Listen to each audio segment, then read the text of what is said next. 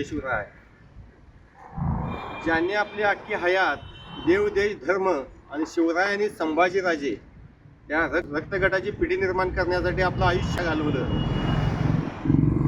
त्या संभाजीराव भिडे गुरुजी यांच्याबद्दल बेताल वक्तव्य करणाऱ्यांनी पहिला या गोष्टीचा विचार करावा. त्यांच्यापेक्षा 1% तरी किमान आपण या धर्मकार्यासाठी, देशकार्यासाठी शिवप्रभूंच्या चरणी आपलं आयुष्य वेळ वेचू शकतो का?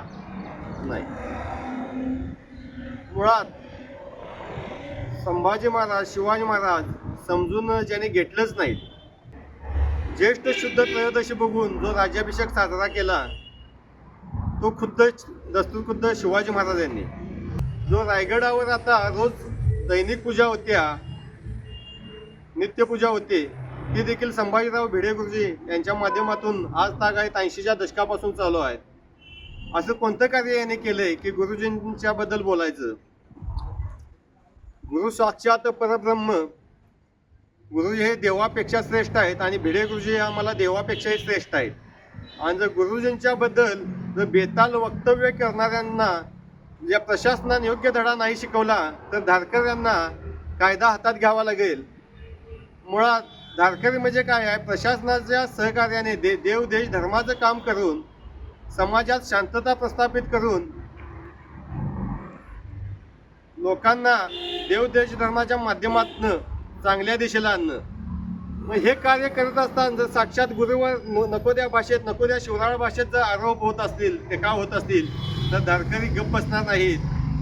मुळात म्हणजे तुळशीच्या झाडाला गांजान पावित्र्य शिकवणं यातला हा प्रकार झाला.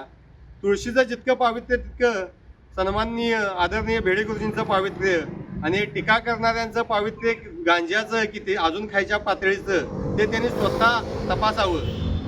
ज्येष्ठ शुद्ध त्रयोदशी हा दस्तुरखुद्द छत्रपती शिवाजी महाराजांनी बघितलेला मुहूर्त आहे. त्यामुळं बाकी त्यांच्या स्पष्टीकरणाची आणि याची काही गरज नाही. इथून पुढे जर भिडे गुरुजींच्या यांच्यावर कोणी बेताल वक्तव्य केली तर धारकरी पद्धतीने त्यांना काय तो हिसका दाखवला जाईल.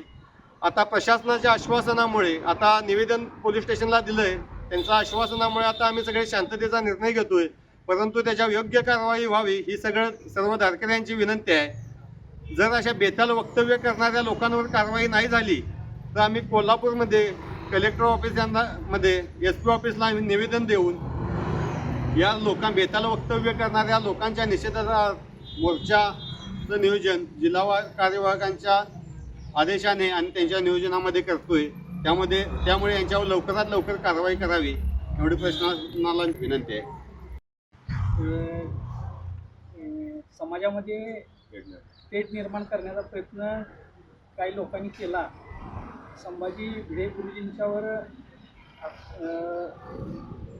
बेताल वक्तव्य केलं तिने की 6 जूनला राज्याभिषेक करून अर्धवट माहिती त्यानं आपल्या गावामध्ये पसरवली.